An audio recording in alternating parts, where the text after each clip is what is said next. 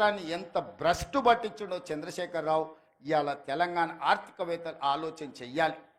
అందుకే ఇవాళ మిత్రులారా, ఈ నల్గొండ గడ్డ మీద మొదటి సంవత్సరం పూర్తి చేసుకుంటున్న సందర్భంగా రైతు రుణమాఫీ కావచ్చు, రైతు భరోసా కావచ్చు, రైతుకి ఇస్తున్న బోనస్ కావచ్చు, నిరుద్యోగ యువకులకు ఇచ్చిన 55,000 ఉద్యోగాలు కావచ్చు, ఫ్రీ సిలిండర్ కావచ్చు, ఆరోగ్యశ్రీ కావచ్చు, అన్ని పథకాలు మనం అమలు చేస్తున్నాం, ఇంకా చేస్తాం.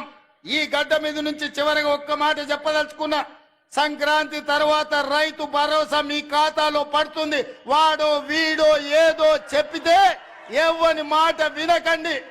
ఆనాడు ఒట్టేసి చెప్పిన రుణమాఫీ చేస్తా అని చేసి చూపించిన ఇవాళ మళ్ళీ మీకు చెప్తున్నా, తెలంగాణ రైతాంగానికి నల్గొండ గడ్డ మీద నుంచి మాట ఇస్తున్నా, సంక్రాంతి పండుగ తర్వాత మీ ఖాతాలలో రైతు భరోసా గలగల పడుతుంటే బీఆర్ఎస్ వాళ్ళ గుండెలు లబడబ లబడబ కొట్టుకోవాలి. అదే విధంగా నల్గొండ రైతాంగానికి, తెలంగాణ రైతాంగానికి విజ్ఞప్తి చేస్తున్నా, సన్నాలే పండించండి. సన్నాలకు 500 రూపాయల బోనస్ ఇచ్చి మీ పంట కొనే బాధ్యత, చివరి గింజ వరకు కొనే బాధ్యత మన ప్రభుత్వం తీసుకుంటది. మీ బోనస్ మీ ఖాతాలో పడుతుంది. ఎవడెన్ని చెప్పినా నమ్మకండి. మీరు నమ్మకంగా సన్నాలు పండించండి. ఆ సన్నాలు మీరు పండించిన సన్నాలే రేషన్ షాపుల్లో పేదోళ్ళకు సన్న బియ్యం ఇస్తాం. హాస్టళ్లలో ముఖ్యంగా SC ST BC minority Kasturba పాఠశాలల్లో మధ్యాహ్న భోజన పథకానికి సన్నం బియ్యంతోనే పేదోళ్ళ బిడ్డలకు అన్నం పెట్టే బాధ్యత ఈ ప్రభుత్వం తీసుకుంటుంది. తెలంగాణ గడ్డ మీద, తెలంగాణ నేలలో పండించిన తెలంగాణ సన్నాలే మన బిడ్డలకు బుక్కెడు బువ్వ పెట్టాలి.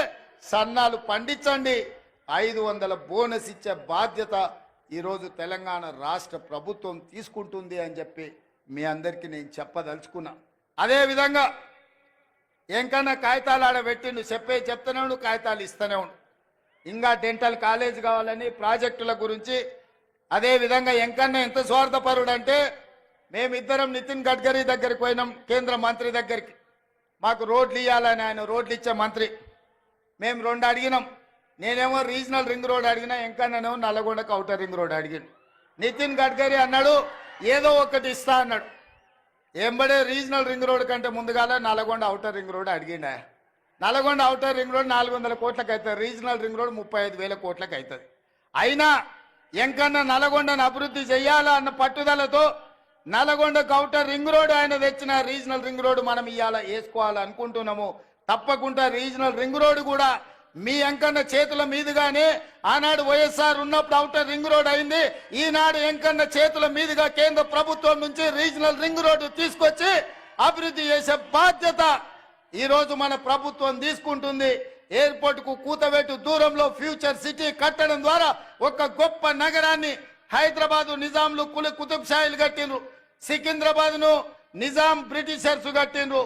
అదే విధంగా సైబరాబాద్ ని చంద్రబాబు నాయుడు, రాజశేఖర రెడ్డి గారు కట్టిండ్రు. ఇవాళ 4th సిటీని మీ అన్నగా, మీ తమ్ముడుగా 4th సిటీని కట్టే బాధ్యత, ఆ సిటీ ఫ్యూచర్ సిటీ అవుతుంది. 50,000 ఎకరాల కొత్త నగరాన్ని నిర్మించుకొని ప్రపంచంలో ఉండే పెట్టుబడులను అక్కడికి తీసుకొచ్చి మన నిరుద్యోగ యువకులకు, ఇంజనీర్లకు, లాయర్లకు, డాక్టర్లకు ఉద్యోగ ఉపాధి అవకాశాలు కల్పించే బాధ్యత ఈరోజు మన ప్రభుత్వం తీసుకుంటుంది. కొత్త నగరాన్ని నిర్మించుకోవడానికి ఎంకన్నా పక్క నుంచి మా మూసీ కథ ఏంది అంటున్నాడు, కాగితం మీద రాసిచ్చి నకలు చిట్టిస్తే ఏందో అనుకున్నా.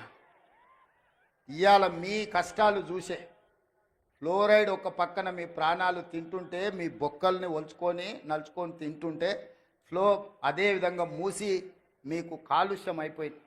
మూసీ ప్రాజెక్టు నేను చేసి మీకు కృష్ణా గోదావరి జలాలతో పాటు మూసీ ఈసా నది నుంచి నీళ్లు తేవాలే, మీ పంటలు పండాలే, కాలుష్యం పోవాలి, చచ్చిన శవాలు పశువుల కలేబరాలు కొట్టుకొస్తున్న మూసీని ప్రక్షాళన చెయ్యాలని ఇవాళ నేను ముందుకొస్తే బీఆర్ఎస్ వాళ్ళు కట్టొద్దంటారు.